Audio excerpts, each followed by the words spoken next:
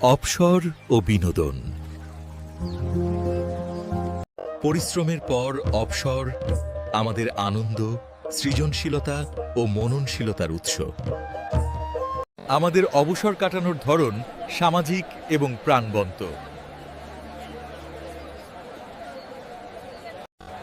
আড্ডা, চা stall, mobile,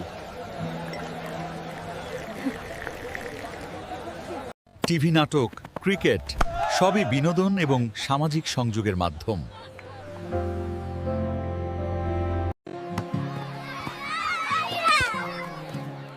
গ্রামীণ এলাকায় আমরা খেলার মাঠ, হাট বাজার, পাড়ার চায়ের দোকান এবং প্রতিবেশীরা পাড়ায় মিলিত হয়ে আনন্দ উদযাপন করি।